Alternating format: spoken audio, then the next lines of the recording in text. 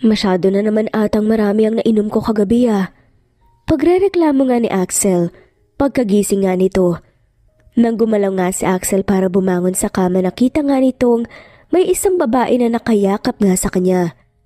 Napangiwi naman kagad si Axel nang maalala ang mga pangyayari nung gabing nagiinom nga ito hanggang sa inuwi nga siya ng babae. Gising ka na pala, may gusto ka bang kainin? Malambing na tanong pa nga ni Mia. Wala naman, uuwi na ako. I enjoyed last night. Nakangising pagpapaalam pa nga ni Axel nang bigla siyang hinila sa kamay ni Mia. Babe naman, hindi pa pwedeng dito ka na muna?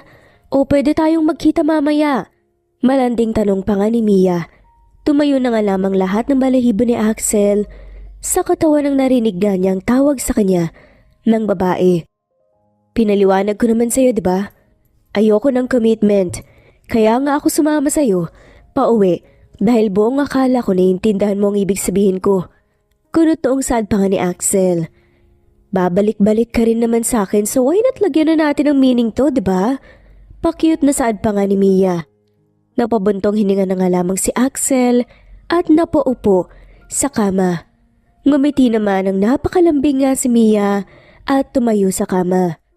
Maliligo lang ako, para naman maganahan ka sa akin habang nandito ka. Bulong nga ni Mia, sa tenga nga ni Axel at hinalikan nga sa labi. Pilit nang initian na lamang ito ni Axel at nagsimula na ngang nagpalit. Nang narinig nga ni Alex ang takbo ng tubig sa banyo, nagmadali nga itong umalis sa kanyang kondo. Pagkalabas nga nito ay nahirapan nga itong maghanap ng taxi hanggang sa meron ngang isang nakitang paparating na tricycle. Hindi na nagdalawang isip pa si Axel na parahin ng tricycle. San pa tayo, sir? Tanong nga ng tomboy na babae. Patakbo mo na at ituturo ko na lang ang daan. Nagmamadaling sabi naman ni Axel. Nakinig naman ng driver at pinaharurot na nga ang kanyang tricycle hanggang sa nakarating na nga sila sa lugar na malapit nga sa bahay ni Axel. Pakitabi na lang sa may kanto, pagtuturo nga ni Axel at nakinig naman ng driver. 70 po, mahinahong sabi nga ni Bea na isang tricycle driver. Agad namang hinanap nga ni Axel ang wallet sa kanyang pantalon, ngunit nanlaki ang mata nito sa gulat nang hindi mahanap ang kanyang wallet. Hinanap niya ito sa loob nga ng tricycle at sa pinag-uupuan nga niya, pero hindi pa rin ito nakita. Hanggang sa naalala niya kung saan niya ito nilapag, sa kama nga ni Mia.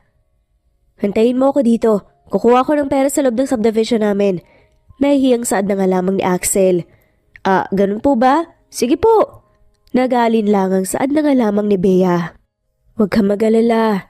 Kayang-kaya kitang bayaran, nawawala lang talaga yung wallet ko sa sobrang pagmamadali kanina. Saad pa nga ni Axel. Kumunot naman ang noo ni Bea. Wala naman itong sinabing masama, ngunit kung pagsalitaan ni Axel parang defensive nga ito. Aba sir, wala naman akong sinasabing hindi kayo magbabayad ah. Naiinis nga at sigang saad nga ni Bea. Sinasabi ko lang na nawala ang wallet ko, kukunin ko lang sa subdivision. At huwag kang mag-alala, babayaran kita. Kasi kahit papaano kayang-kaya kong bayaran ng 70 pesos. Iritadong sabi pa nga ni Axel. Napangiwi na nga lamang si Bea sa kayabangan nga ni Axel. Ang yabang ng dating. Aba pare, kung nawalan ka ng wallet at gusto mong kumuha ng pera sa subdivision, kanina mo pa sana ginawa, pero ang dami mo pang satsat. Baka naman sinasabi mo lang yan para makatakas sa akin. Kung sa'yo maliit na halaga yung 70, sa akin hindi. Kahit babae ako sa paningin mo, lalaki ang puso ko, kaya kayang-kaya ko lagyan ng black ay ang mukha mo. Galit na saad nga ni Bea. Talaga lang ah. Sige, hantayin mo ako rito, babayaran kita. Para 70 lang. Inis na saad nga ni Axel. Mukhang mayaman pero wala namang 70 pesos. Ano yun? Sosyal-sosyalan? Galit na bulong pa nga ni Bea sa sarili. Anong sabi mo? Kunot noong tanong naman ni Axel. Ang sabi ko, magbayad ka na lang. Walang interes nga na saad nga ni Bea. Napakagatlabi na nga lamang si Axel sa sobrang inis. Oo na, magbabayad na. Masungit na sagot pa nga ni Axel. Napabuntong hininga na nga lamang si Bea. At walang emosyong tinignan si Axel. Wag na lang, mukha namang wala kang pambayad kanina kapag nagsasalita. Kaysa pumunta ka na sa bahay mo para kumuha ng pera. Talak ka ng talak dyan eh. Wag mo nang bayaran na alis na ako, malas na araw na to. Hirap-hirap mamasada eh. Pagre-reklamo at kamot ulo pa nga na saad nga ni Bea. At pinaharurot ang tricycle palayo kay Axel. Magbabayad naman talaga ako eh. Sadyang hindi ka lang talaga makahintay. Sigaw nga ni Axel, pahabol sa paalis na si Bea. Nakasimangot na umuwi si Bea sa kanila. Nadat na naman ito ang kanyang kapatid na si Eloy na kumakain nga sa loob ng kanilang bahay. Oh, bakit parang ang pangit tata ng mood mo? Nagtatakang tanong nga ni Eloy. Wala. May na-encounter lang kasi akong mayabang na pasahero. Inis nga na sabi ni Bea. Ang aga mo namang umuwi, kumain ka na ba? Hindi pa, may ulam ka pa ba dyan? Meron pang natira, kainin mo na. Maliligo na ako para pumasok sa eskwela at diretso na ako sa trabaho. Mamayang hapon kaya baka malita ko ng uwi. Pagpapaalam pa nga ni Eloy. Sige, mag-ingat ka. Pasensya na utol ah. Wala akong mabibigay na baon mo eh. Ang hina talaga ng pasada ngayon. Halos lahat, jeep at taxi na sumasakay. Malungkot na saad nga ni Bea. Ayos lang ate, may natira pa naman akong pera mula sa sahod ko nung nakaraan eh. Nakangiting sabi nga ni Eloy.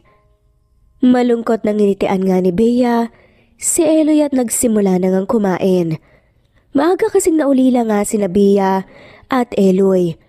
Mas pinili nga ni Bea na tumigil nga sa pag-aaral at ipagpatuloy na nga lamang ang pamamasada gamit nga ang tricycle na iniwan ng kanilang ama. Ngunit habang tumatagal, unti-unti na ngang nawawalan ng mga pasahero ang tricycle. O kaya yung tricycle mismo napapalitan na ng kung ano-anong modernized na sasakyan.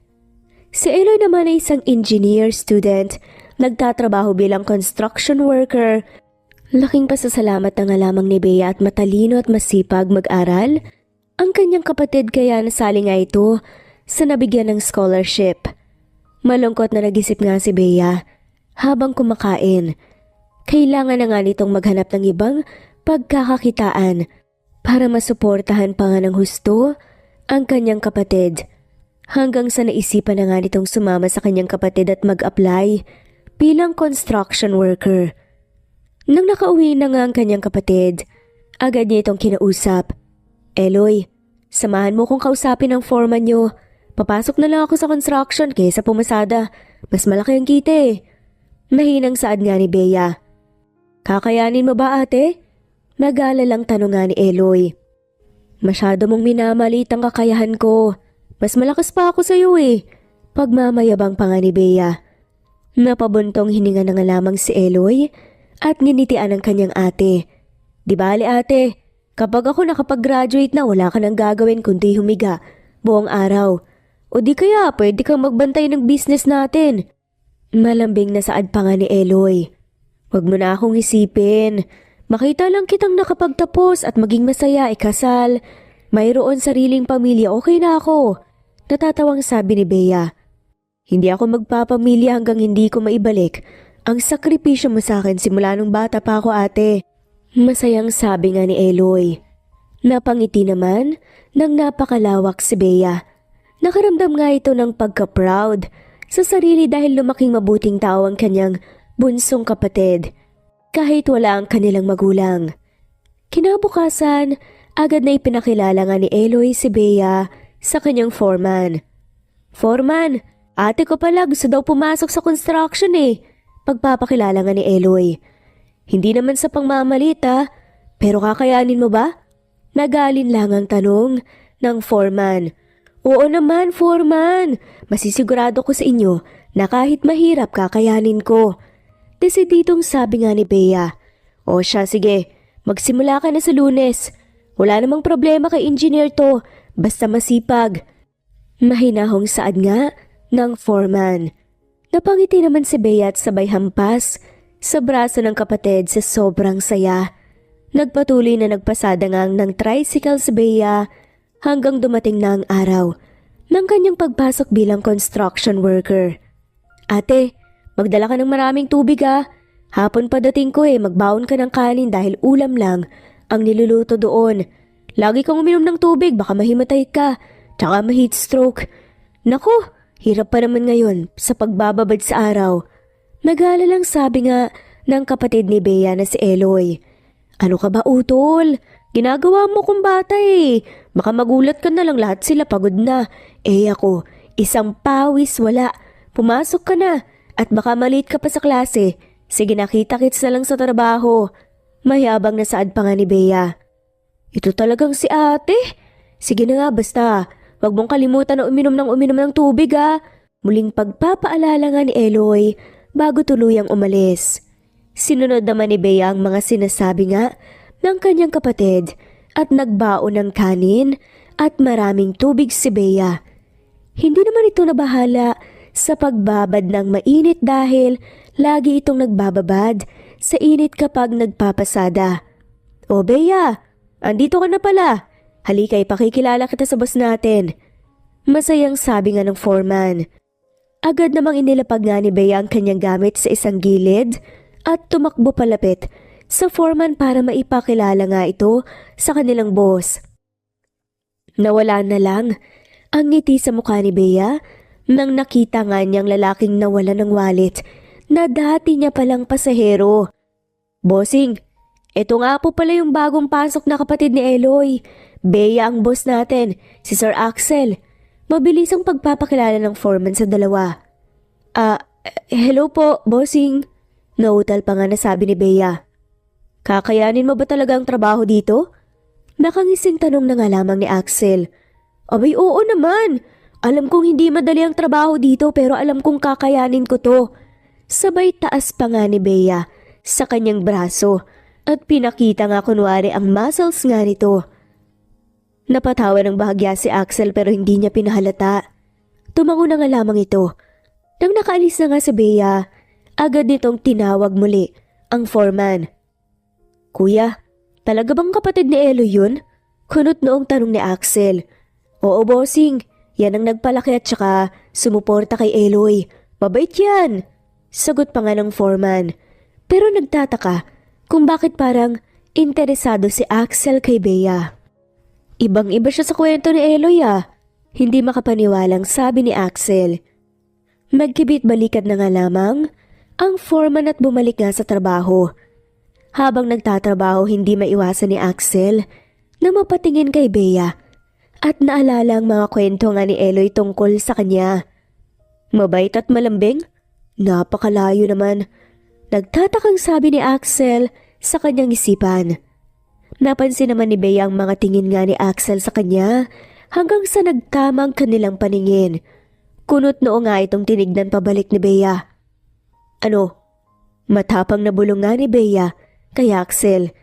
Natawa na nga lamang si Axel sa paghamon ni Bea sa kanya at dinilata na lang ito. Hingal na hingal nga si Bea na binitawan nga ang pala nang narinig nga niyang sigaw ng foreman. Nakakain na nga sila. Napaupo na nga lamang ito kaagad at uminom ng maraming tubig. Grabe, ang hirap naman pala talaga nito. Pagod na sabi nga ni Bea. Hoy, Miss 70 pesos. Mayabang na tawag nga ni Axel sa kanya. Bakit bossing? May problema ka? Kunot noong tanong na nga lamang ni Bea habang hinahabol nga ang kanyang hininga. Idadagdag ko na lang sa sahod mo yung utang ko na 70. Iritableng sabi ni Axel. Ganun ba? Sige. Walang emosyon na saad na nga lamang ni Bea at akmang aalis na nga sana nang pigilan nito ni Axel. Ang sungit mo. Tas kiling nga na sabi ni Axel. Kung iutos mo pong maging mabait ako sa'yo, edi iutos mo. Basta man kita Malamig na sabi ni Bea. Napangiwi na nga lamang si Axel. Ngayon lang ito nakaharap ng isang babaeng matapang. Kababae mong tao, matapang ka. Galit na sabi nga ni Axel. Bossing, pinanganak lang akong babae pero lalaki ako no. Palaban nga na sabi nga ni Bea. Lalaki ka? Babaeng babae ka nga sa mata ko Pangasar nga ni Axel para mas lalong mainis si Bea Naglakad nga ito papalapit sa kanyang muka. Bigla namang namula si Bea at agad na tinulak nga palayo si Axel. Gulat at hindi makapaniwalang tinignan ito ni Bea. Sabi sa'yo babae ka o sadyang malakas lang talaga ang karisma ko. Mayabang at nakangising sabi nga ni Axel. Lalaki ako at kahit anong gawin mo hindi tayo talo. Namumulang sad nga ni Bea pero hindi niya alam for the first time bakit siya nakaramdam ng pagkabog ng dibdib. Kung ganoon, pustahan tayo. Pinupusta ko na ikaw ay babae at hindi ka tomboy. Kayang-kaya kitang palambutin. Paghahamon pa nga ni Axel habang naghalukip-kip. Ano namang mapapala ako kung mapatunayan kung lalaki nga ako? Mainis naman na tanong nga ni Bea. Imbes na 500 kada araw ang sahod mo, gagawin kong 700. Hanggang kailan? Seryosong tanong ni Bea. Isang buwan. Matapang na sabi nga ni Axel. Aba, malaking tulong yun sa amin O sige, deal! Nakangising sabi ni Bea at iniharap nga ang kamay. Confident na tinanggap naman ito ni Axel at tumalikod kaagad si Bea. Huwag kang mai-inlove sa akin. Lalaki man ako pero hindi ko may itatangging maganda ako. Nakangising sabi nga ni Bea. As if, nakangiwing sabi ni Axel. Pagkapunta nga ni Bea sa lugar kung saan sila kakain, agad nitong nakita ang kanyang kapatid na si Eloy na naka-uniform pa. Tapos sa klase mo? Bakit hindi ka pa nagpalit? Nagtatakang tanong nga ni Bea. Kakain muna ako ate. Masayang sagot naman ni Eloy. Binatukan naman ito ni Bea tinakbayan. Sabi ko sa iyo wag mo akong tatawaging ate sa maraming tao. Nababawasan yung angas ko sa iyo Inis na bulong pa nga ni Bea sa kapatid. Umiling-iling na nga lamang si Eloy at nagsimula na nga silang kumain magkapatid. Nang dumating ang alauna, ay nagbalik trabaho nga si Bea at habang nagtatrabaho biglang kinilabutan nga si Bea dahil tumambay nga si Axel sa pwesto kung saan nagtatrabaho si Bea. Yang mga mata mo ipapala ko kapag hindi mo ko tinigilan. Pagbabanta nga ni Bea kay Axel na walang ginawa kundi titigan lang ito. Kinikilig ka lang dyan Nakangising sabi nga ni Axel. Inikutan nga ito ng mga mata ni Bea. Tignan mo nga balahibo ko, nagsitayuan, asan ang kinikilig dyan? Nadidiring sabi nga ni Bea, sabay turo nga sa kanyang kamay. Ewan ko sa'yo, ibang babae na tunaw na. Inis at dismayadong sabi pa nga ni Axel at bumalik na nga sa kanyang sariling trabaho. Hindi naman tumigil si Axel sa paglalandi kay Bea. Ganto na nga rin ang kanilang naging routine hanggang sa ni isang kasamahan nga nila Bea sa trabaho na sanay na. Matinik din itong si Bossing ayaw magpatalo. Natatawang sabi pa nga ng isang trabahador. Kilala niyo naman si Bossing, ayaw na ayaw niyang natatalo. Mahinahong sabi nga ni Eloy. Hindi na talaga ako magtataka kung mai-inlove sa akin yon. Nakangusang sabi nga ni Bea. Paano naman kapag na-inlove talaga sa'yo si Bossing? Tumatawang tanong naman ng foreman. Di sorry na lang siya. Hindi kami talo no. Matapang na sabi ni Bea. Baka naman ikaw ang mahulog kay Bossing Bea. Pangasar pa nga ng isang kasamahan. Baka ikaw gusto mong mahulog sa kanal doon sa likod. Masungit na tanong nga ni Bea na ikinatawa na nga lamang ng mga trabahador. Nagpatuloy pang mga araw na pangungulit nga ni Axel kay Bea na nagtatapos nga sa pagkadismaya ni Axel. Grabe, kakaiba talaga yung katigasan mo. Hindi makapaniwalang sabi ni Axel. Ikaw lang naman tong nagpupumilit na babae ako Natatawang sabi nga ni Bea. Napangiwi at naiinis nga na umalis si Axel. Pero dahil ayaw nga nitong matalo sa kanilang pustahan, nag-isip pa nga ito ng mga paraan para palambutin nga si Bea. Kaya naman tuwing walang ginagawa si Axel, magpupunta nga ito kay Bea. Wala ka bang sariling trabaho para trabahuin ang trabaho ko ha? Nakahalumbaba nga, natanong pa nga ni Bea habang nakaupo sa isa sa mga hollow blocks. Hindi ba nakaka-inlove? Lumalabas mga ugat ko habang nagpapala to the point na nag-slow motion ang paningin mo sa akin at napapalunok tuwing tumutulo ang pawis ko. Sad pa nga ni Axel na tila inaakit nga ang tomboy. Sarili ko ang pawis, nasusuka na ako, pawis pa kaya ng ibang tao? Natatawang tanong nga ni Bea. Dahil nga, basag na naman siya ni Bea na pasimangot na nga lamang si Axel at binitawan ng pala at hinayaan na nga lamang na mahulog sa mga buhangin.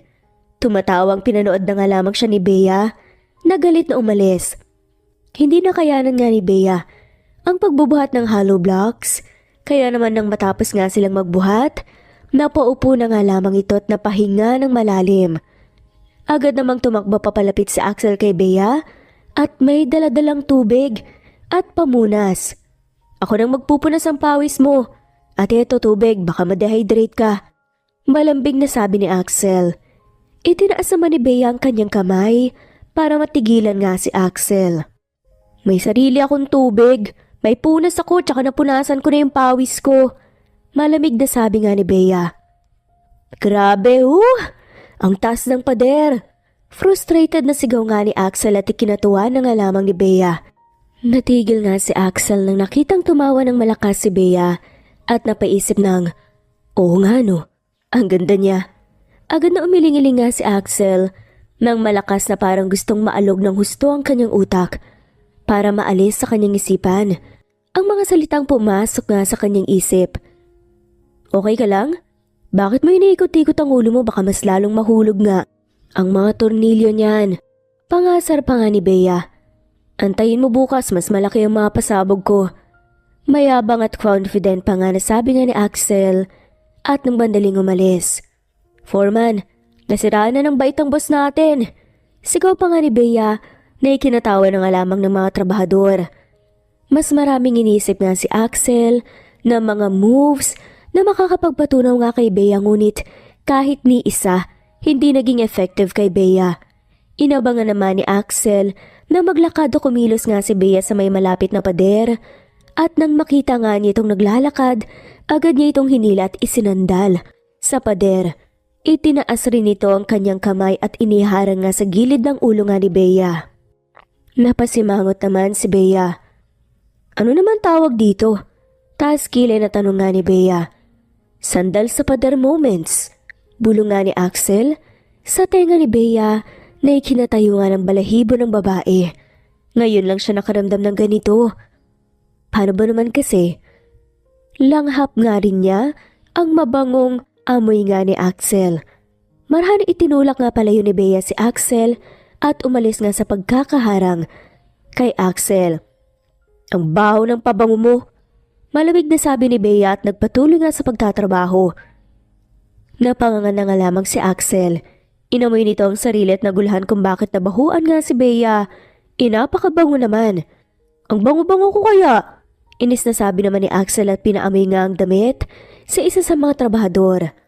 Ang lakas ho masyado, bossing, ang sakit sa ilong. Pagrereklamo nga ng kanyang trabahador. Ang sunod naman na ginawa ni Axel ay ang magsuot ng fitted na white t-shirt na sobrang nipis para bumakat nga ang kanyang katawan kapag napuno ng pawis. Napabuntong hininga na nga lamang si Bea habang pinapanood nga si Axel na nagpapalangan ng mga bato at buhangin sa mga sako. Ano na naman bang trip to? At bakit tinatrabaho mo na naman trabaho ko? Naka-jacket ka pa talaga ah.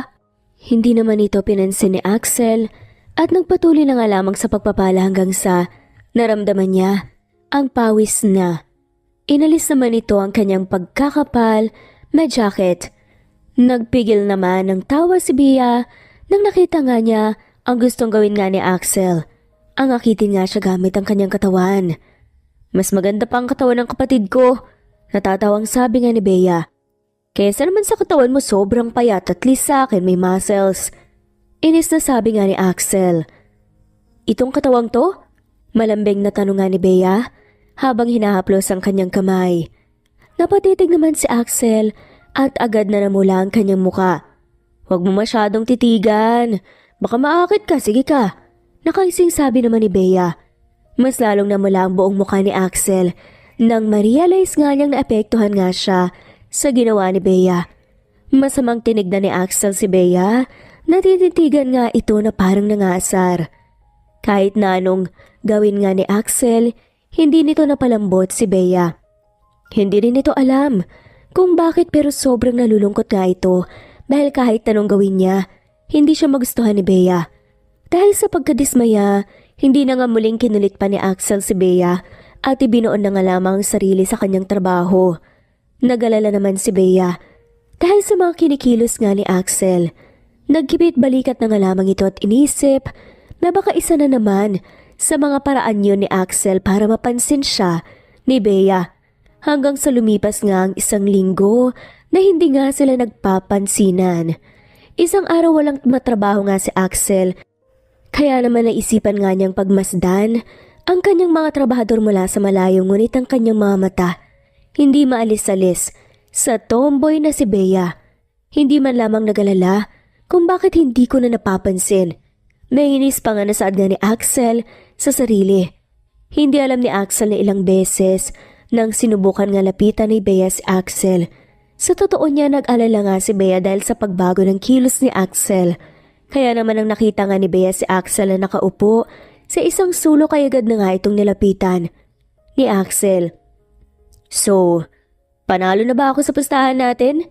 Nakangisi at mayabang pa nga na tanong nga ni Bea. Hindi no, busy lang talaga ako. Nakangusong saad naman ni Axel. Talaga lang ah. Natatawang sabi nga ni Bea.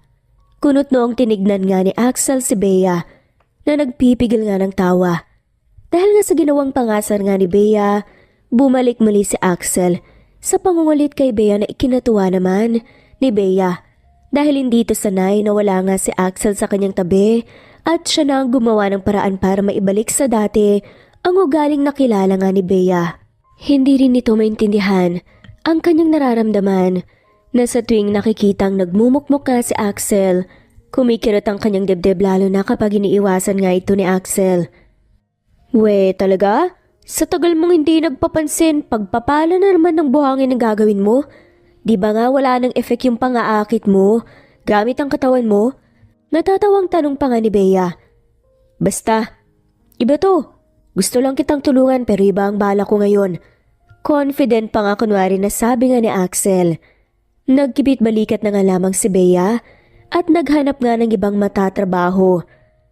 Nang nakaramdam nga ng panunuyo nga sa lalamunan nga si Bea, ay naglakad na nga ito papalapit kung saan nakalagay nga ang kanyang tubigan. Agad namang tumakbo papalapit si Axel kay Bea at inagaw nga ang inumin para siya muna ang makainom. Hoy, anong trip mo? Gulat na tanong nga ni Bea. Hindi ito pinansin ni Axel at nagpatuloy nga sa pag-inom nga sa tubigan ni Bea. Saka nito pinasa nga ang tubig kay Bea. Hindi naman alam ni Bea ang dapat na maramdaman. Kunutong tinitigan nga ni Bea ang kanyang inumin. Bumilis ang kalabog ng kanyang dibdib sa tuwing naaalalang uminom nga si Axel. May mga nakikiinom sa akin pero bakit parang kabado ako sa pag-inom niya? Nag-aalinlangan nga na tanong nga ni Bea sa sarili. Dahil nga sa pagkauhaw, pinilit nga nito ang sarili na uminom sa tubigan na pinag-inuman ni Axel. Namula ang buong mukha ni Bea at agad-agad na bumalik nga sa trabaho. Biglang tinawag naman ng foreman si Axel kaya naman lumapit nga ito kaagad kay Bea na kumakain ng tinapay para kausapin bago umalis. Alis na muna ako. Tapusin mo na yon. Konti na lang naman ang kailangan mong ipala eh. Nakaiting saad pa nga ni Axel. Ganun ba? Sige. Nautal nga na sabi nga ni Bea. Hindi nito magawang tumingin kay Axel dahil naaalala nga nito ang indirect kiss na nagganap sa kanyang tubigan. Nanlaki ang mga mata ni Bea nang biglang pinunasan nga ni Axel ang kanyang labi. May dumi ka sa labi, malambing na sabi ni Axel. Nanigas na parang statwa nga si Bea at agad na namula nga ang kanyang buong muka. Napangiti naman si Axel nang nakita nga ang pagkagulat nga ni Bea bago tuluyang umalis. Ano to? Bakit ganitong nararamdaman ko? May sakit na ata ako sa puso ah. Tsaka bakit niya pa kasi kailangan punasan ang labi ko? Landi talaga nun. Mabilis sa saad nga ni Bea sa sarili. Ate, sinong kinakausap mo dyan? Nahihibang ka na ata. Saad pa nga ni Eloy sa kanya. Kunot noong tanong ni Eloy na kinuha nga ang tubigan ni Bea. Agad namang inagaw ni Bea ang tubigan niya.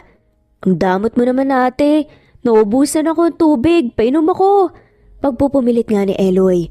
Hindi pwede. Save ka na makiinom. Nautal namang namumulang sabi nga ni Bea. Napakamot na nga lamang ng ulo si Eloy bago tuluyang iniwan nga si Bea.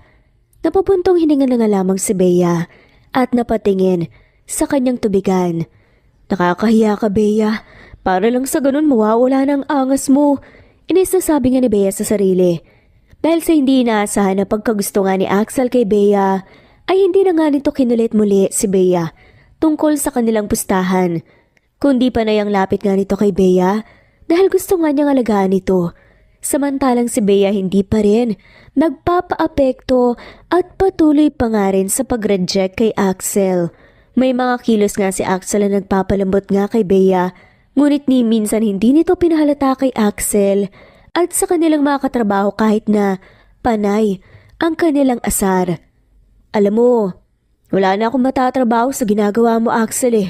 Wala ka pa kasing sariling trabaho, ha?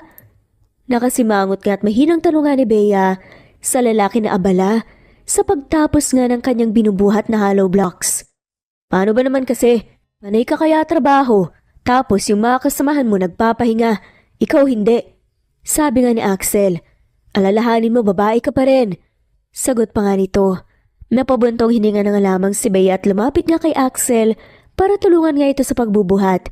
Sinubukan naman itong pigilan ni Axel ngunit nagpumilit si Bea. Huwag mo na akong pigilan. Hindi kaya ng konsensya ko na ikaw lang ang laging nagtatrabaho. Ikaw na nga tong boss ko eh. Inis na sabi nga ni Bea. Magkasama tuloy nagtrabaho ang dalawa hanggang sa naubos na nga nila ang dapat mabuhat. Nakahinga naman ng maluwag si Bea dahil natapos na nga rin kaagad ang trabaho at makakapagpahinga na. Napatingin si Bea kay Axel na abala sa pagpupunas nga ng kanyang pawis. Sa mga oras na ginagamit nga ni Axel ang kanyang katawan para akitin si Axel, hindi ito tumatalab. Ngunit hindi nito alam kung bakit sa mga oras na yun ay sobra-sobra ang akit na kanyang nararamdaman sa simpleng pagpunas nga ni Axel sa kanyang pawis. Napansin naman at naramdaman ni Axel ang malagkit na pagtitig nga ni Bea. Kung dati, ito ang hinihiling nga niyang mangyari, ngayon, naku-conscious na nga ito sa malagkit na pagtitig nga ni Bea sa kanya. Marahang siniko nga ni Eloy ang kanyang kapatid na kanina pa nakatitig nga kay Axel. Hoy, baka matunaw si engineer dyan ate ha?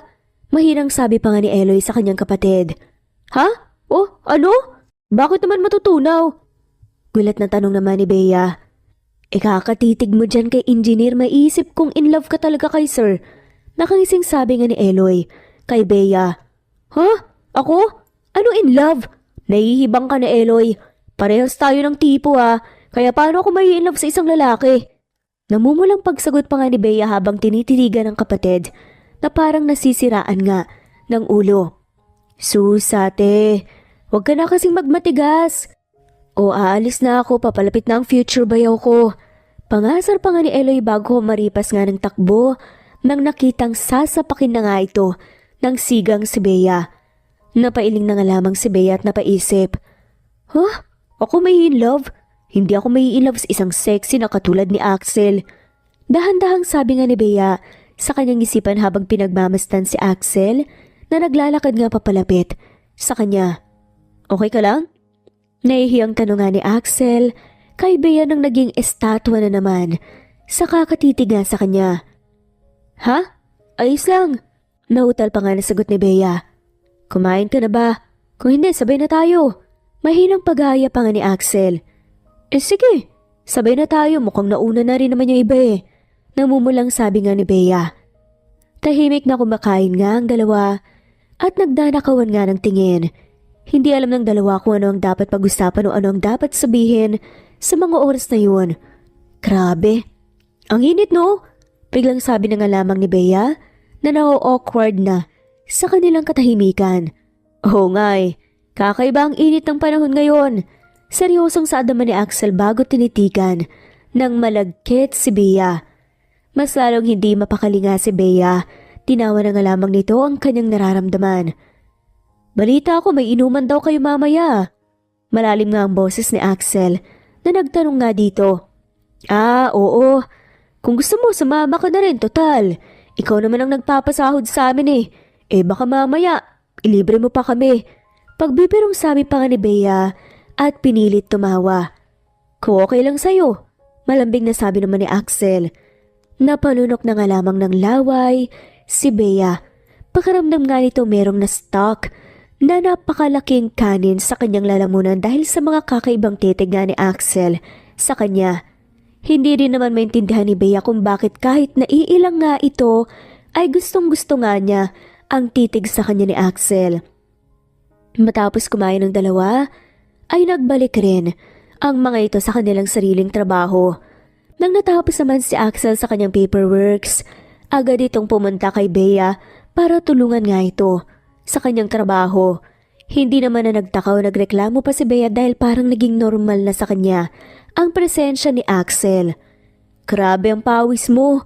Natatawang sabi nga ni Bea at agad ngang kinuha ang kanyang punas para punasan nga ang pawis ni Axel. Nagulat naman si Axel. Ngunit agad na napalitan nga ng saya ang itsura nga nito sa ikinilos nga ni Bea. Narealize naman ni Bea ang kanyang ginagawa nang nakitang initian nga siya nang napakatamis nga ni Axel at agad na tumigil nga para punasan ng sariling pawis. Ang sarap pala ng pakiramdam kapag may nag-aalaga sa'yo. Masayang sabi nga bigla ni Axel na ikinamula tuloy ni Bea. Maalaga talaga ako. Tignan mo, napalaki ko ng marespeto at mabait ang kapatid ko kahit nag-iisa ako. Pagbibiro ni Bea at pinilit nga muling tumawa. Lumapit naman si Axel kay Bea. Yan ang babaeng gusto ko na makasama habang buhay. Yung maalaga katulad mo. Bulungan ni Axel kay Bea at pinilit muling tumawa. Lumapit naman si Axel kay Bea. Nagwawala ang buong katawan nga na lupa ni Bea habang nagtatrabaho. Kahit anong pilit nga nitong pakalmahin ang sarili, hindi nito magawa dahil paulit-ulit na nga lamang tumatakbo sa kanyang isipan ang sinabi nga ni Axel. Hindi man diretsahang sinabi nga ni Axel ngunit para kay Bea ay ang sinabi ni Axel siya ang gustong makasama ni Axel habang buhay. Sobrang malaki ang impact sa kanya. Matapos ang trabaho agad nga silang nagpunta sa isang bahay ng kanilang katrabaho para uminom. Sumama naman si Axel at masayang nag-inuman ang lahat. Habang nga nagiinuman ang mga to ay panay nga ang alaga nga ni Axel kay Bea hanggang sa malasing nga ito. Panay din ang asaran at kulitan nga ng dalawa kaya walang nagawa ang iba na kasama kundi kiligin para sa namumuong pag-iibigan nila Axel at Bea. May gusto ka ba sa ate ko, sir? Seryosong tanong naman bigla ni Eloy nang nagpresentang ihatid nga ni Axel ang magkapatid. Napatingin naman sa salamin si Axel para makita nga si Bea na mahimbing na tulog habang nagmamaneho at napangiti. Hindi ko nga akalain na magkakagusto ko sa kanya. Sa una na curious lang talaga ako kasi namamangha ako na kahit babae siya nagawang pumasok bilang construction worker. Asara na napunta sa pustahan na napunta sa totoong pagkahulog ko sa kanya. Oo, Eloy. Hindi na ako naglilihim at nagmamatikas pa. May gusto nga talaga ako sa ate mo. Seryosong sabi nga ni Axel. Tumango na nga lamang si Eloy sa sinabi nga ni Axel. Hindi naman nagtagal nakarating na nga rin sila sa kanilang bahay at tinulungan nga ni Axel na buhatin si Bea papunta sa kanyang kama. Alagaan niyo po sana ang kapatid ko at pasayahin. Hindi po ako mangingialam sa inyong dalawa. Basta masaya ang ate ko. Seryosong sabi nga ni Eloy kay Axel bago nga ito tuluyang pumasok sa kanyang sasakyan para umalis. Yumuko pa nga si Eloy habang nagsasalita. Napangiti naman si Axel at hinaplos-haplos nga ang ulo ni Eloy hanggang sa nagulo ang kanyang buhok. Natawa na nga lamang si Eloy at nagdiretso na nga ng tayo. Wala kang dapat alalahanin. Gagawin ko lahat para mapasaya ang ate mo. Lalaki sa lalaki, Eloy. Totoo. At hindi biro ang nararamdaman ko kay Bea. Seryosong sabi nga ni Axel habang nakangiti. Ngumiti naman nang napakalawak nga si Eloy kay Axel. Kapag nakapatapos ako, mas lalagpasan ko kayo sa pagiging engineer. Masayang sabi pa nga ni Eloy. Natawa naman si Axel. Aasahan ko yan. Hahantayin kita at baka malay mo magkasama pa tayo sa ibang projects. Magtatayo tayo ng iba't ibang magagandang gusali. Nakangiting sabi nga ni Axel. Kuminang naman ang mga mata ni Eloy nang narinig ang sinabi nga ni Axel na para nga itong bata. Hindi alam ng dalawa na narinig nga ito ni Bea sa loob. Napaluhan na nga lamang si Bea sa sobrang kasiyahan ng kanyang nararamdaman at sa mga oras na yun ay kanya ring tinanggap ang kanyang pagtingin kay Axel. Sa mga sumunod na araw, naging mas malapit pa nga sina Axel at Bea sa isa't isa. Imbes na nag-aasaran ng mga to, ay nagkukulitan na nga lamang at nagtatanong ng tungkol sa isa't isa. Kahit tinasar nga ito ng ibang trabahador, hindi na nga ito nahihiya kundi napapangiti na nga lamang ito ng maayos. Isang araw pagpasok nga sa trabaho ni Bea ay may nakita nga itong sexy na babae sa harap ng site. Pasilip-silip nga ito sa loob ng building kaya agad na nilapitan nga ito ni Bea. Miss, may hinahanap po ba kayo? Nagtatakang tanong nga ni Bea. Hinahanap ko nga pala yung boyfriend ko ni si Axel. Naiwan kasi ang wallet ko sa kondo eh. Malambing na sabi nga ni Mia. Bigla namang naalala ni Bea ang araw na nagtagpo nga sina Axel. Saglit lang tatawagin ko po. Nailang nga na sabi ni Bea. Hindi na, pakibigay na lang to kay Axel at pakisabi na namiss ko na siya. Ang tagal na rin kasi nung last na pumunta siya sa aking kondo eh. Matare at maarteng saad pa nga ni Mia bago umalis. Nakatulala lang si Bea sa wallet ni Axel na kanyang hawak-hawak habang dahan-dahang naglalakad papasok sa kanilang site. Oh, andito ka na pala. Kanina pa kita hinahanap kala ko hindi ka napapasok. Masayang salubong pa nga ni Axel. Hindi naman nakapagsalita si Bea. Maski tignan sa mga mata si Axel. Dahan-dahang inabot nga ni Bea ang wallet na kanyang hawak-hawak kay Axel bago tumakbo, paalis. Hindi kasi nito nakayanan ang kanyang nararamdaman. Sobrang nasaktan siya at punong-puno nga ng takot si Bea. Nagulat naman si Axel at hindi maintindihan ang nangyayari. Nang kanyang sinuri ang iniabot ni Bea ay naisip nga na yun nga ang wallet na naiwan niya sa kondo nila Mia. Nanlaki ang mga mata nga ni Axel at agad na hinabol nga palabas si Bea ngunit hindi niya ito nahanap. Matapos sibilin nga ni Axel ang lahat sa kanilang foreman agad nga niyang pinaharurot ang kanyang sasakyan papunta sa bahay nila. Nakasalubong naman ito si Eloy, nakakalabas nga lang mula sa kanilang bahay. Eloy! Natatarantang tawagan ni Axel. O engineer, anong ginagawa niyo rito? Nagtatakang tanong nga ni Eloy. Andyan ba ang ate mo? Nagmamadaling tanong nga ni Axel habang sumusulyap-sulyap nga sa kanilang bahay. Opo, para nga pong umiiyak, nag-away po ba kayo? Nag-aalalang tanong nga ni Eloy. Kamot ulo naman na saad nga ni Axel. Hindi ko nga rin alam eh. Bigla na nga lamang umalis. Nag-aalalang saad nga nito. Pumasok na po kayo sa loob, andun na siya. Sa kanyang kwarto, papasok po muna ako sa school. Pagpapaalam nga ni Eloy. Agad-agad na pumasok nga si Axel sa bahay nila Eloy at kumatok nga sa kwarto ni Bea. Ano ba Eloy? Pumasok ka na nga, sabing hindi na ako papasok sa site eh. Humihikbing sigaw ni Bea. Tila nakaramdam nga ng kirot si Axel nang marinig ang boses ni Bea na halatang umiiyak. Kumatok ulit ito nang kumatok hanggang binuksan nga ni Bea ang kanyang pinto. Ano ba Eloy? Sigaw nga muli ni Bea. Nang pinagbuksan nga ang pinto, laking gulat nga nito nang nakita nga si Axel na hindi alam kung anong sasabihin. Isasara na nga sana kaagad ni Bea ang kanyang pintuan nang nagpumilit nga na pumasok nga si Axel. Bakit ka tumakbo? Bakit ka umiiyak? Seryosong tanong pa nga ni Axel. Wala ka na doon. Umalis ka na nga. Pagtatabay nga ni Bea at tinalikuran nga si Axel. Ayaw nga nitong ipakita ang mahinang side ni Bea kay Axel kaya wala nga itong nagawa kundi talikuran nga si Axel. Dahil ba kay Mia? Mahinang tanong nga ni Axel. Nanlaki naman ang mata ni Bea nang marinig ang pangalan nga ng babaeng nakaharap niya kanina. Pakiramdam nga nito ay iiyak na naman ito kaya malakas nga niyang kinagat ang kanyang labi at napakuyom nga ang kamay. Umalis ka na nga! Wala akong pakialam sa inyo ni Mia. Galit na sigaw nga ni Bea.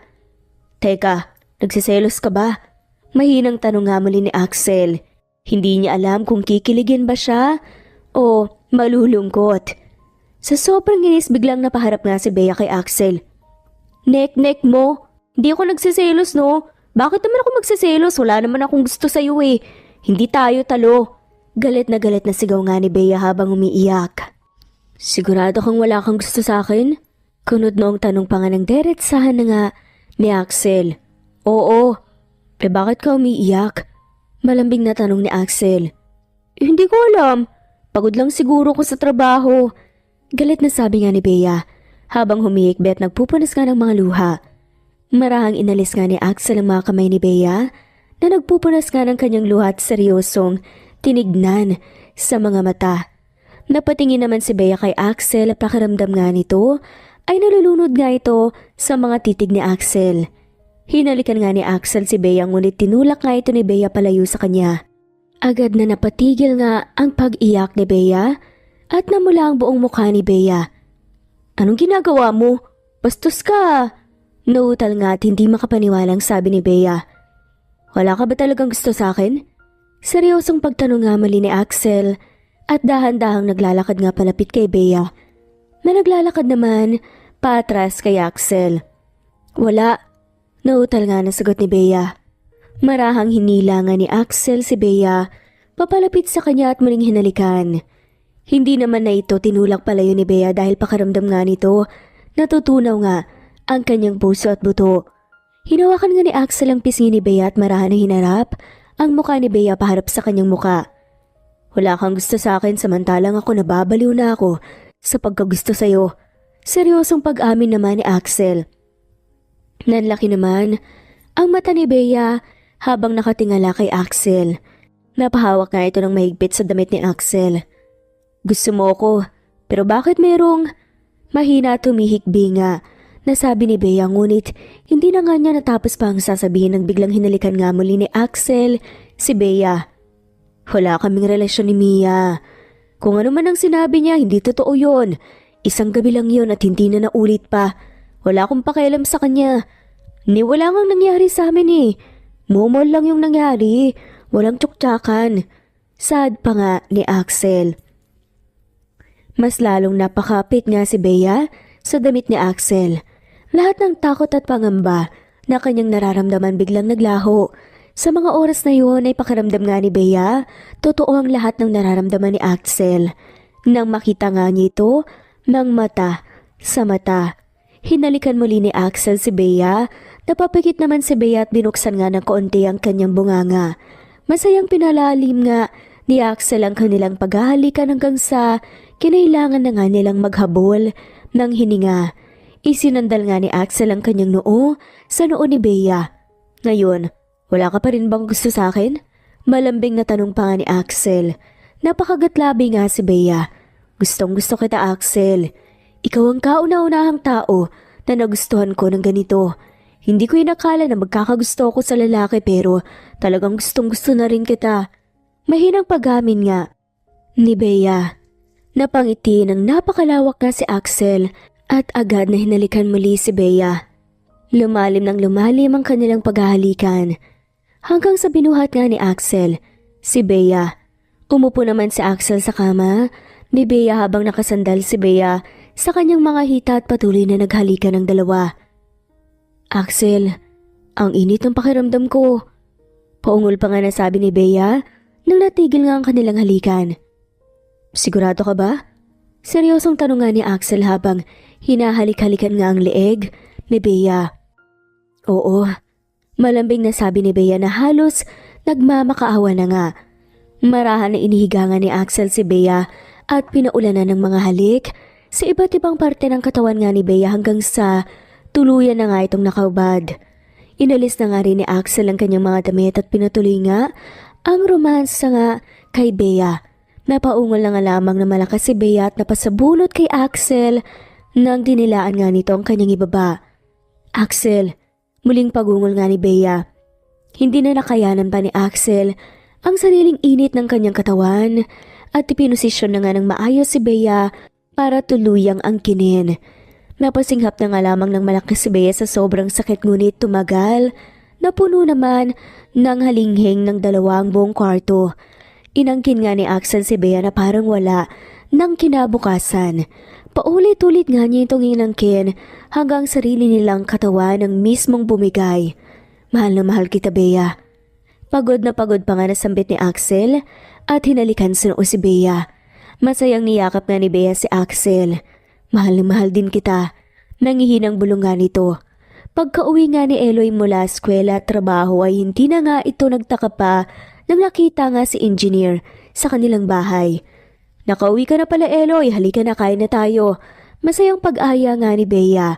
Napangiti naman si Eloy nang nakitang masaya ang kapatid at agad na umupo sa harap nga ni Axel para kumain. Kamusta ang eskwela mo? Masayang tanong naman ni Axel. Okay naman po, engineer.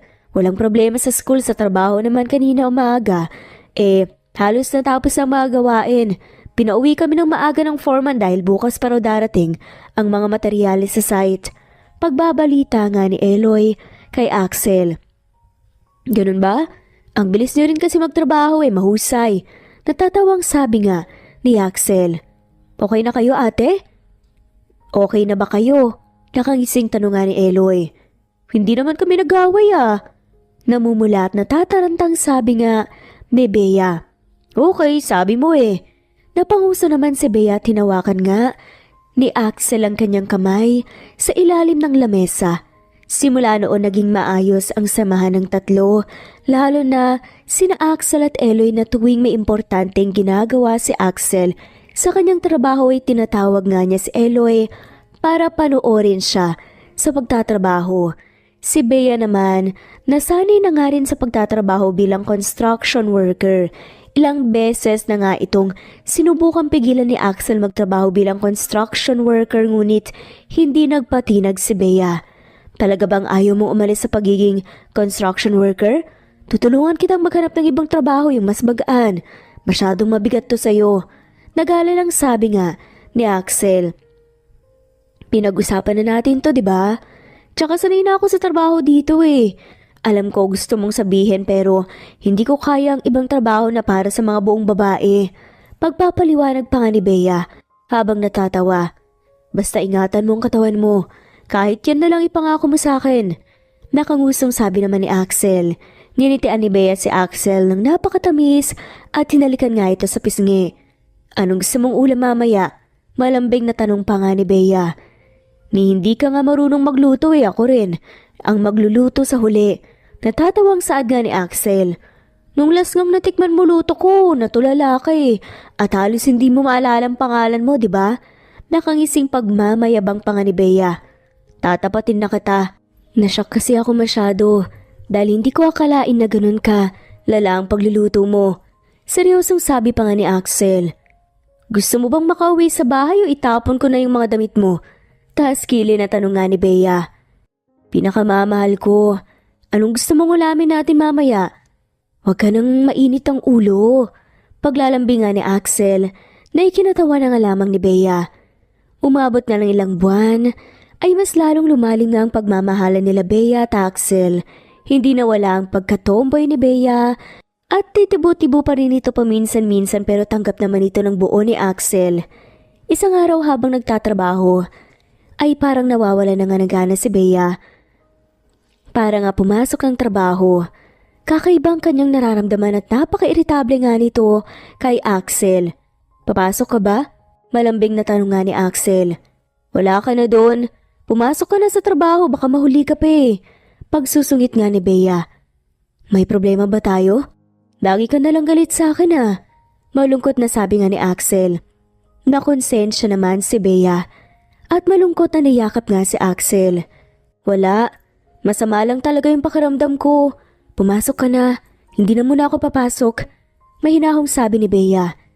Niyakap naman ito ng mahigpit ni Axel at hinalikan sa kanyang ulo. Uminom ka na ng gamot at tawagan mo ko kaagad kapag lumala ang pakiramdam mo Nagala lang sabi nga ni Axel. Sabay na pumasok sina Axel at Eloy sa trabaho dahil wala ring pasok sa eskwela si Eloy.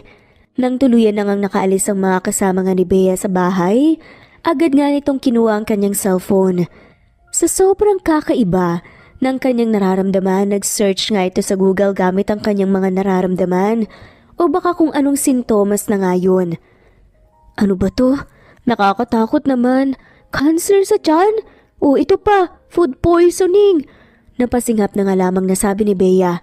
Nagpatuloy nga itong pag-search niya hanggang sa nakita nga niyang tungkol sa pagbubuntis. Kinabahan naman si Bea at agad na tinignan ang kanyang kalendaryo. Nanlaki ang kanyang mga mata nang ma-realize nga niyang hindi pa nga ito nireregla. Agad na nagpalit nga ng damit si Bea at lumabas para bumili naman ng PT. Dahil nga sa kahihiyan, nagtakip nga ito ng mata para makabili nga sa isang butika. Nagmadali namang umalis si Bea nang makabili nga ito ng PT, ngunit dahil nga sa pagmamadali, nakabungguan pa nga nito ang kasamahan na dating nagtatricycle. O pare, kamusta ka na? Masayang bati nga ng lalaki kay Bea. Napansin naman ng lalaki na may nahulog nga si Bea sa pagkabunggo nila, kaya agad nga nitong kinuha sa sahig at iniabot kay Bea. PT? Bakit? Nakabuntis si Eloy? Nagtatakang tanong nga ng lalaking tricycle driver. Hindi no. Nabuntis ko yung chicks ko. Natatarantang sabi nga ni Bea. Natawa na nga lamang ng malakas ang lalaki. Pre, kung nabuntis yung chicks mo, hindi sa'yo yun. Kaya walayan mo na. Nanloko yun. Natatawang sabi nga ng lalaki. Oo nga pala, tomboy nga pala ako, no? Pagbibiro nga ni Bea. Nakahinga naman ng maluwag si Bea nang magpaalam nga ang lalaki. Agad itong umuwi at pumasok nga ng banyo para subukan ng PT. Paano ba to? Iihian ko ba to? O isasawsaw ko sa bowl para pagkatapos kong umihi? Naguguluhang tanong nga ni Bea sa sarili habang kinakalkal nga ang maliit na balot ng PT na may nakita nga itong maliit na plastic hanggang sa nagets na nga ni Bea ang dapat gawin. Palakad-lakad nga sa buong banyo si Bea hanggang hinihintay nga ang resulta. Sobrang kinakabahan nga ito at napapaisip kung papaano nga siya nabuntis. Kalalaki kong taong mabubuntis ako, paano nangyari ito? Naguguluhang sabi ni Bea at ginulo ang sariling buhok. Oo nga pala. May nobyo nga pala ako. Ano tawag sa akin? Bakla? Naiinis nga at nagpapanik pa nga na sabi ni Bea sa loob ng banyo. Bea! Malakas sa pagtawag nga sa kanya ni Axel. Nanlaki naman ang mata ni Bea at nataranta kaagad. Kinuha nga nito ang PT at tinago nga sa kanyang likuran. Anong ginagawa mo dito? Sa banyo at hindi mo sinara. Nagtatakang tanong nga ni Axel. Ha? Wala. Naghihilamos lang sana ako eh. Bakit napabalik ka kaagad? Kinakabahan na sabi nga ni Bea. Nagdala kasi ako ng pagkain mo, baka hindi ka na naman kumain at matulog ng maaga. Nag-alala lang sabi ni Axel. Napatingin naman si Axel sa itinatago nga ni Bea sa kanyang likuran. Kunot noo nga niya itong sinubukan tignan, ngunit kaagad namang iniwas nga ni Bea. Ano yan? Bakit mo tinatago? Curious na tanong naman ni Axel at pilit na kinukuha nga ang hawak-hawak ni Bea. Wala. Umalis ka na nga, baka kailangan ka sa site. Pagtatabi nga ni Bea kay Axel, ngunit hindi ito pinakinggan nga ni Axel at nagpumilit na kunin ang itinatago nga ni Bea hanggang sa tuluyan na nga niya itong nakuha. PT? Napasinghap na sabi nga ni Axel habang gulat na tinitignan nga ang gamit na naagaw nga niya kay Bea. Ha? Sinubukan ko lang kasi hindi pa ako nireregla eh. Pero huwag kang mag-alala ha. Hindi naman siguro ako buntis. Natatarantang sabi pa nga ni Bea. Hindi naman nakasagot si Axel at patuloy na nakatitig sa pregnancy test kit. Nanlalaking matang tinignan niya si Bea at nang nagtamang kanilang paningin, mas lalong kinabahan si Bea. Bakit? Ano bang resulta? Nanginginig pa nga ang boses. Nasaad nga ni Bea na nagtanong. Gaano ka-accurate to? Mahinang tanong nga ni Axel. Hindi ko alam. Pero sabi nila para daw masiguradong accurate, 3 beses na mag-take. Naguguluhang sagot nga ni Bea. Dali na, gamitin mo pa yung iba. Pag-uutsok ka ni Axel kay Bea. Bakit ba? Ano ba kasing resulta? Natatarantang tanong nga ni Bea. Basta, para malaman na natin ang totoong resulta, gamitin mo na yung dalawa pa. Pagmamadali nga ni Axel kay Bea. Hindi naman na nagtanong pa o nagsalita si Bea, kundi sinubukan na nga lamang ulit mag-take ng PT, imbes na dalawa lang ang kanyang i-take. Lahat ng kanyang binili ay sinubukan nga nito. O lahat na sinubukan ko na ha, nakangusong sabi ni Bea. Nanlaki naman ang mata ni Axel na tinignan ng resulta. Ano ba kasing resulta? Akin na nga yan! Inis na sabi nga ni Bea at inagaw nga lahat ng PT na hawak nga ni Axel. Sabi dito, kapag 2 linya positive, kapag isa negative.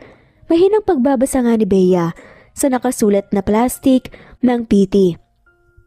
Dahan-dahang nanlaki ang mga mata ni Bea at napatingin kay Axel. Nagulat din itong tinitigan pabalik. Buntis ako. Mahinang sambit nga ni Bea. Hindi nito alam kung ano ang dapat nga niyang maramdaman. Hanggang sa unti-unti na nga itong nababalot, habang si Axel naman ay agad na umalis ng bahay nila Bea nang natauhan nga ito sa mga nangyayari. Mag-isang nag-isip nga at nakaramdam ng takot si Bea sa kanyang kwarto. Nasasaktan nga ito dahil biglang umalis si Axel. Naisip nga nito na baka iniwan na nga siya ng tuluyan ni Axel dahil nga sa kanyang pagbubuntis. O baka ginamit niya lamang yung katawan nito.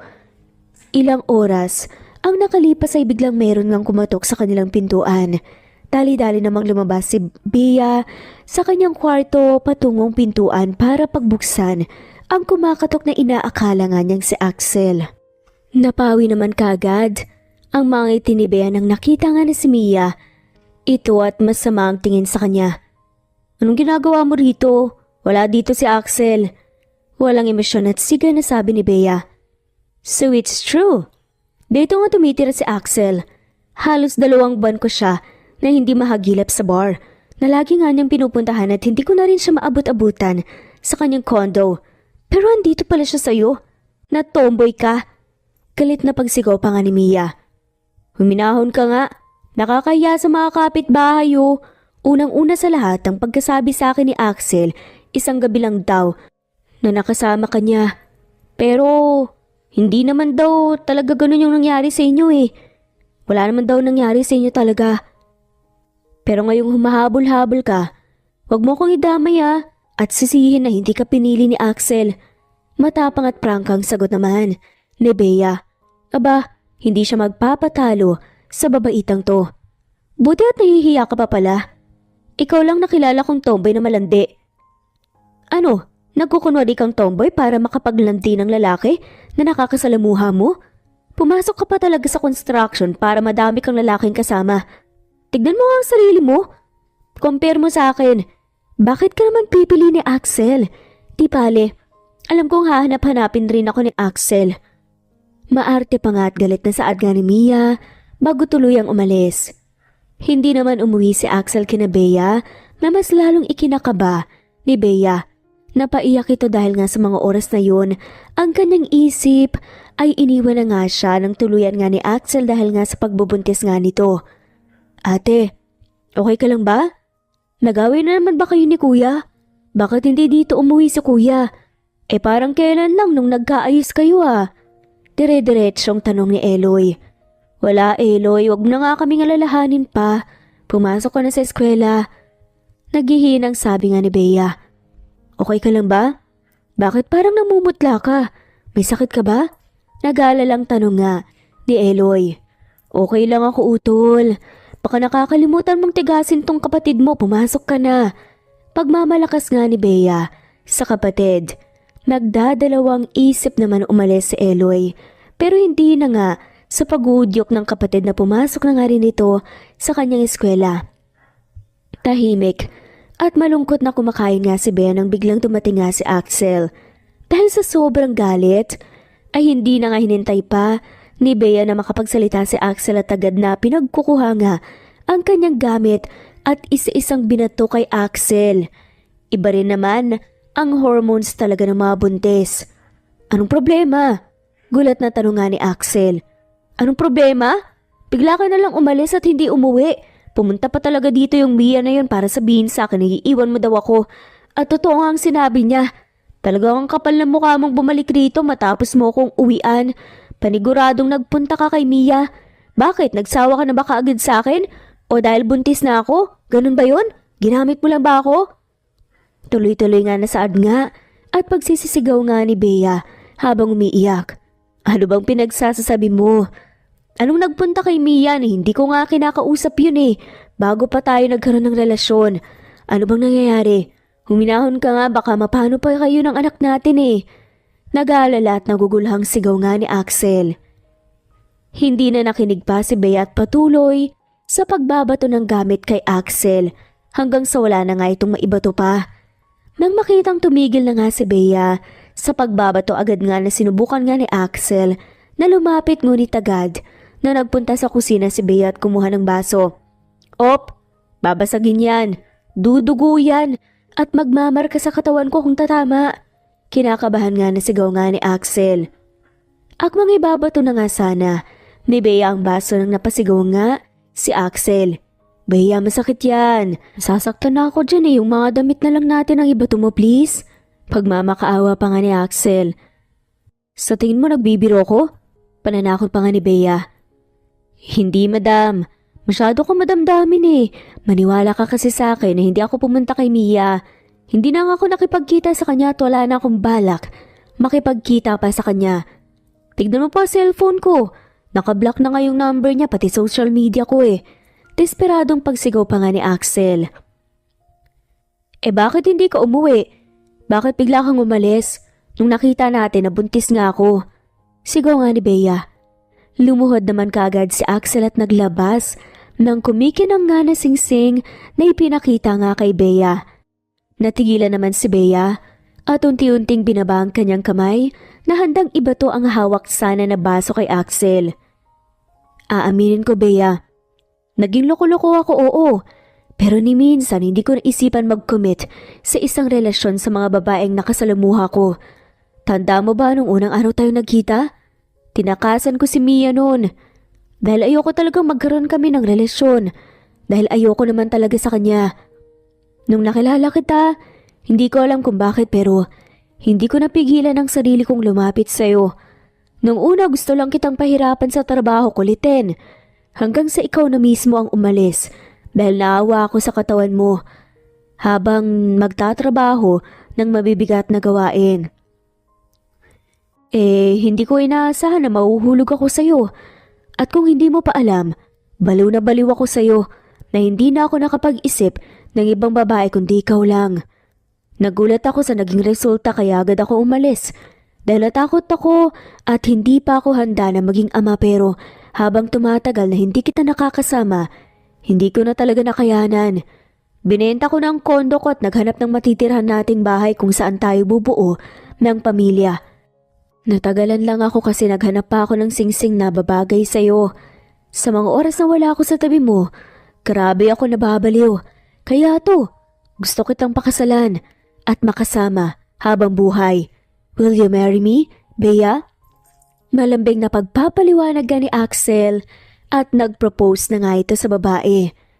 Teka, totoo ba yan? Kunot noong tanong pa nga ni Bea. Bea naman ang dami-dami kong sinabi tapos tatanungin mo lang ako ng ganyan. Siyempre, totoo to. Natatawang sabi nga ni Axel. Pero sabi nga ni Bea, kaso allergic kasi ako sa peke. Nangangati ako, minsan binilhan nga ako ni Eloy ng kwintas. Nangati yung leeg ko, tapos bumukol pa. Kaya yun, nakadisplay na lang sa kwarto. Minsan, sinubukan kong maghikaw pero nangati rin yung tenga ko. Nakangusong, dire-diretsyong sabi ni Bea. Umiling-iling na nga lamang si Axel habang pinipigilan ang kanyang tawa habang naglalakad palapit kay Bea. Huwag kang mag-alala. Hinding-hindi ka mangangati dito. Nakaiting sabi na nga lamang ni Axel sabay halik kay Bea sa labi habang isinusuot nga ang singsing. Hindi ko akalain na magiging bakla rin ako sa huli. Pagrereklamo nga ni Bea, may kinatawa na nga lamang ng malakas ni Axel. Masayang ibinalita nga ito nila Bea at Axel kay Eloy na masayang tinanggap ang pagbubuntis at pagpapakasal nila Bea at Axel.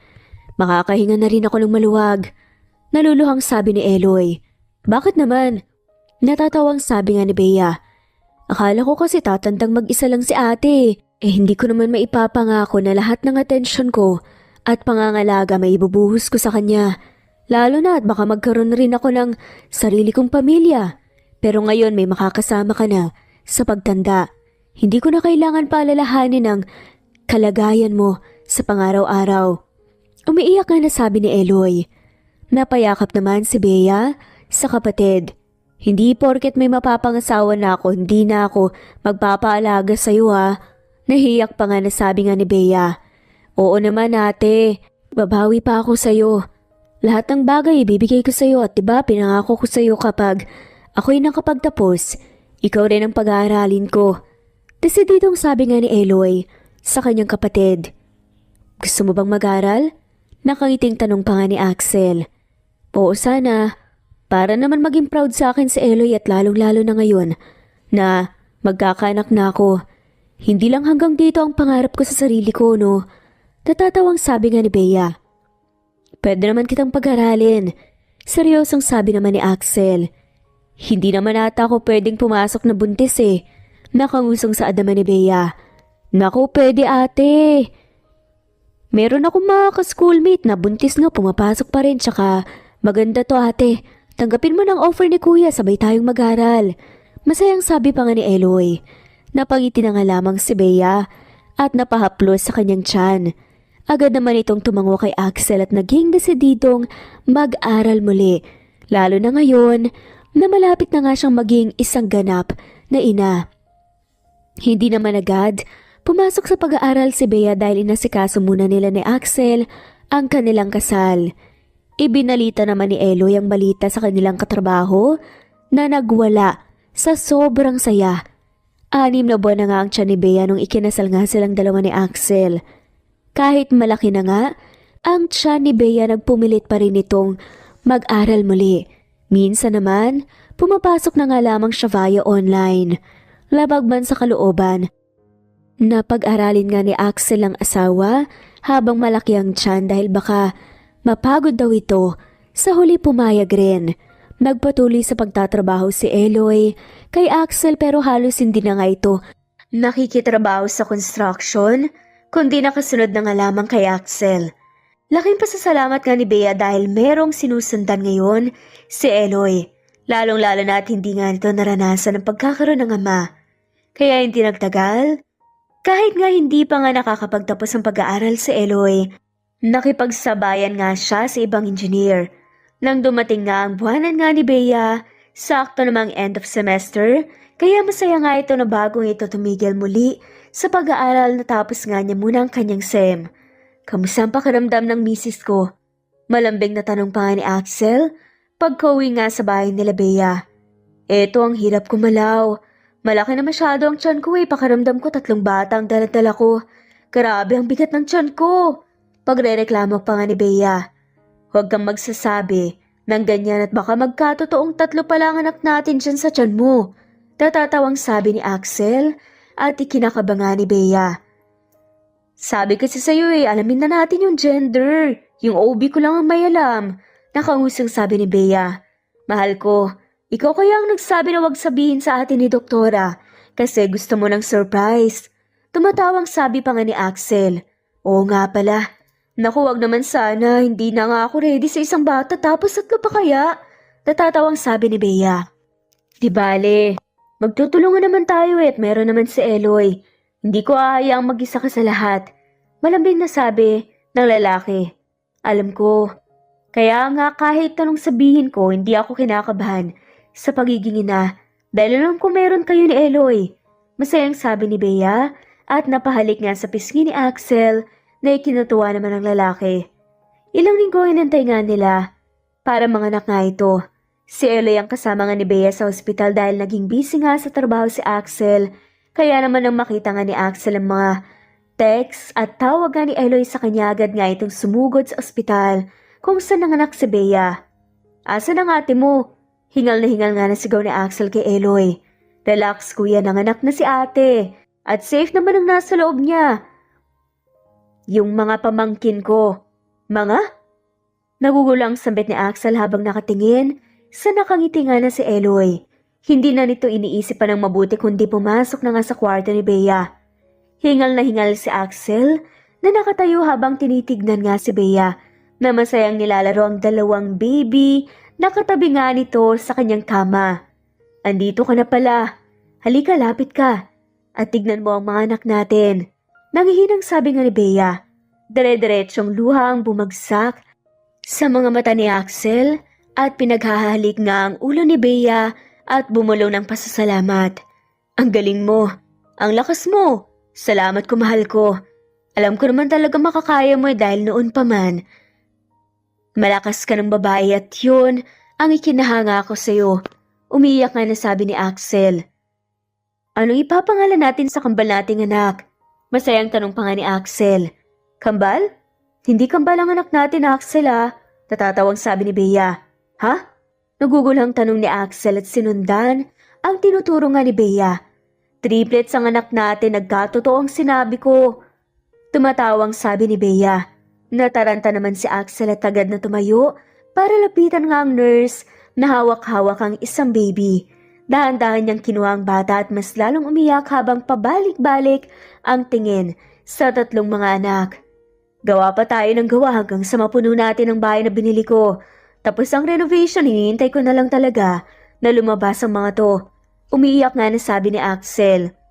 Okay lang ba sa'yo ang tatlo? Nagulat nga rin ako nung una pero ang saya ko pa rin. Kahit na tatlo ang anak natin.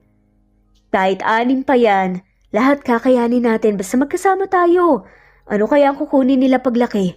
Excited akong makita ang mga mata nila. Sana, nakuha nila ang kulay ng mata mo. Humihigbing sabi pa nga ni Axel.